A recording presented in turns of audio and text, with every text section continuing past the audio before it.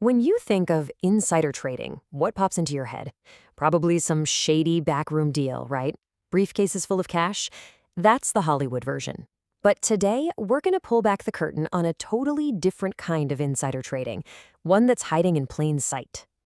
Okay, so here's the game plan. We're going to start by busting some of those Hollywood myths. Then we'll get into the real rules of the game. After that, I'll show you exactly how to follow the paper trail. Yep, this stuff is all out there. And finally, we'll learn how to decode the signals so you actually know what it all means. Sound good? Let's go. All right, first up, let's tackle that image of insider trading that we all have stuck in our heads. You know, the one you see plastered all over the news?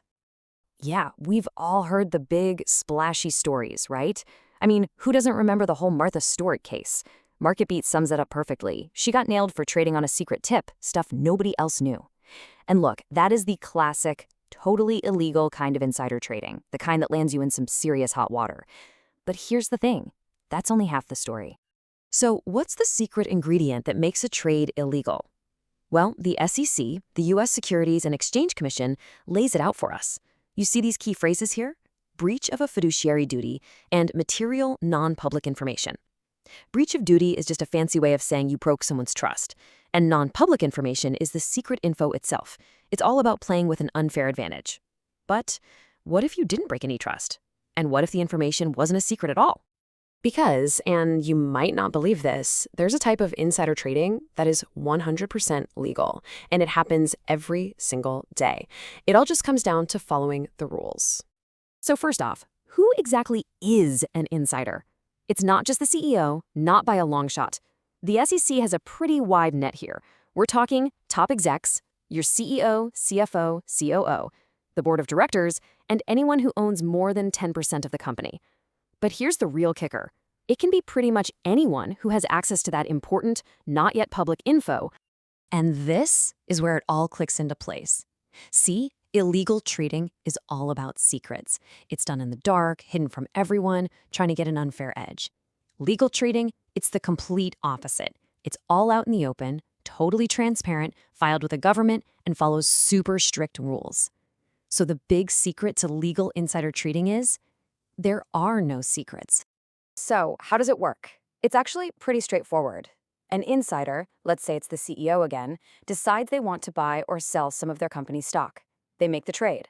Then, and listen up, this is the most important part, they have to file a special form called a Form 4 with the SEC. And they have to do it fast, within just 2 business days. As soon as that form is filed, boom, the trade becomes public record. Anybody can see it. Okay, so if these trades are public record, that means we can actually see them, right? You bet. And that brings us to the really fun part. How do you follow this paper trail for yourself? So this begs the question, right? Where does all this supposedly secret information actually live? Well, it's not locked away in some super secret vault. It's kind of everywhere. You can go straight to the source, the SEC's own database. You can find it on U.S. government open data websites. And on top of that, a whole industry has sprung up to make this data super easy to find. We're talking everything from big-time financial data providers to totally free online trackers. It's all out there for the world to see. And here's what it looks like in the real world. This is a table of actual Form 4 filings. You can see everything: the company, the insider's name and their job title, if they bought or sold, how much it was for, and when it happened. It's all right there in black and white. Now let's zoom in on that first line there with ABR and see what story the data is telling us. Okay, so our insider is Ivan Kaufman. He's not just some guy, he's the chairman and the CEO of Arbor Realty Trust. It's safe to say he knows this company inside and out, probably better than anyone on the planet. And on November 17th, 2025, he decided it was time to make a move with his own money, in his own company's stock. So what did he do? Did he sell? Nope. He bought. He wasn't cashing out his chips. He was pushing more of his own chips onto the table. And we're not talking about a couple of shares here. This was a purchase of nearly $250,000. Think about that. The CEO of a company just dropped over $240,000 of his own cash to buy more of its stock.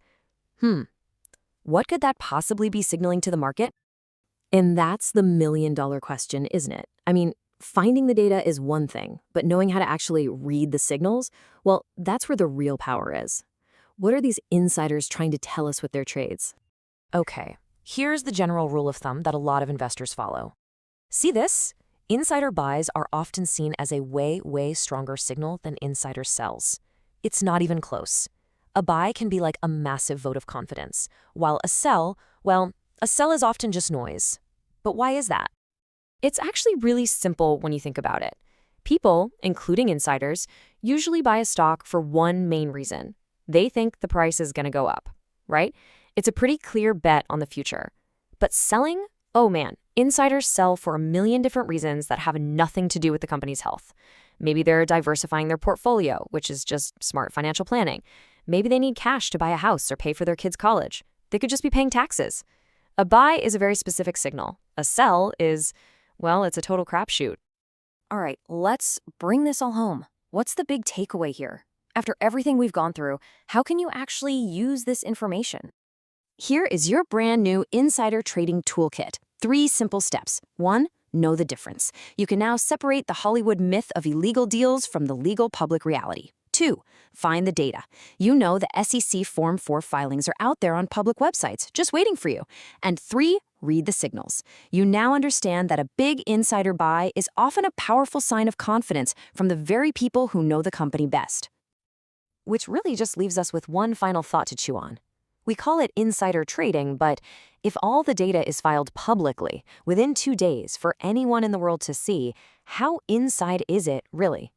It's kind of like a secret that everyone's allowed to know. The only question is, are you looking?